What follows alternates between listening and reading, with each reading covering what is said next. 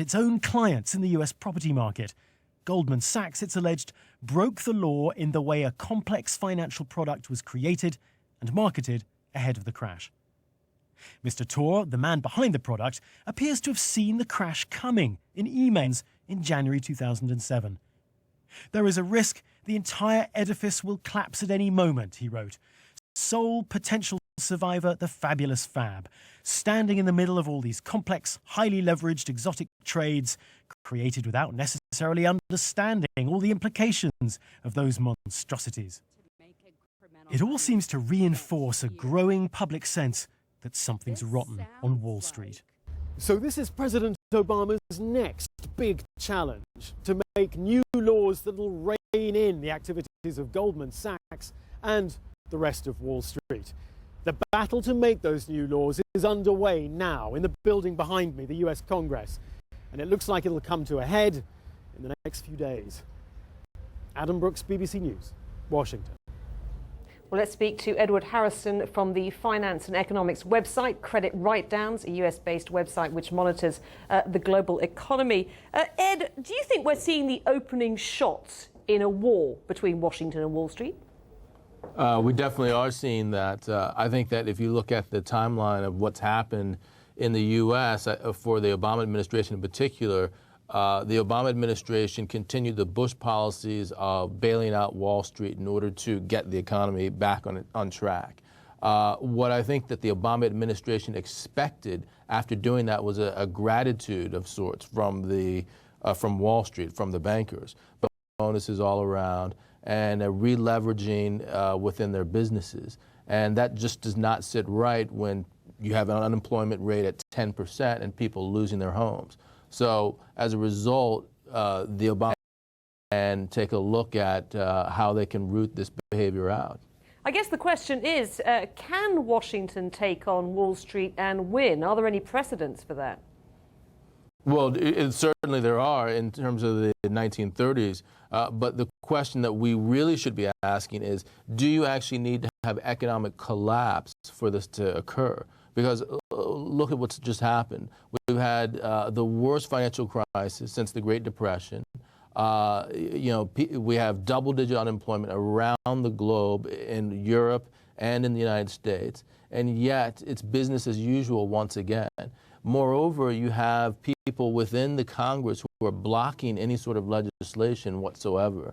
From where I sit, it looks like you need things to get worse before you're going to have any decisive action.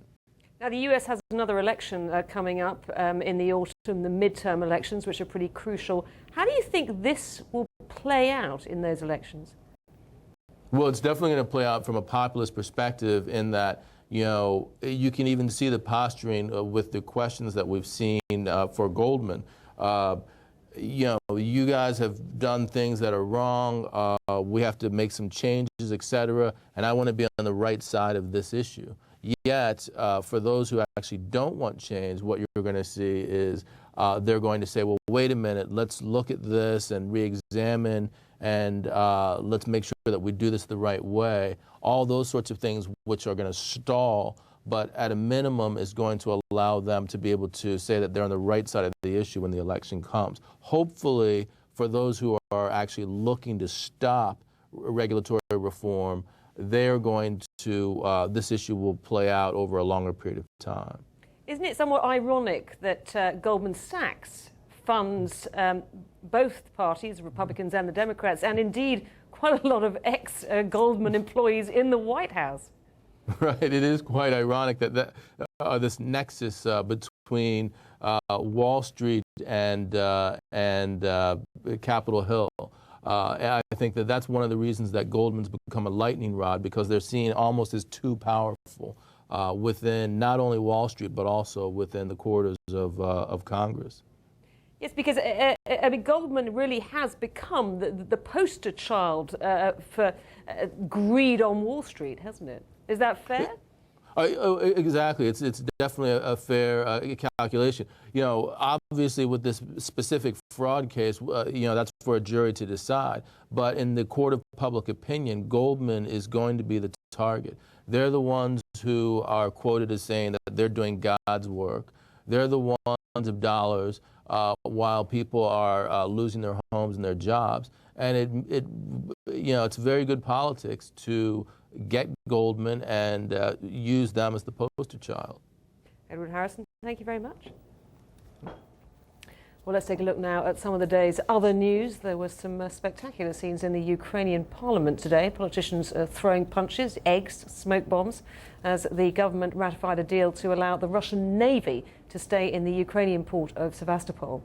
The controversial deal was signed last week by the Ukrainian President Viktor Yanukovych and his Russian counterpart Dmitry Medvedev. The session in parliament descended in attempted to ratify that deal. Meanwhile, outside, thousands of opposition supporters were protesting outside the Parliament building in Kiev. The former Panamanian leader, Manuel Noriega, has been remanded in custody by a court in France to face trial on money laundering charges. It follows his extradition from the United States. Mr. Noriega, who was overthrown and imprisoned when American troops invaded his country in 1989, is accused of using $3 million in funds from drugs to buy properties in France.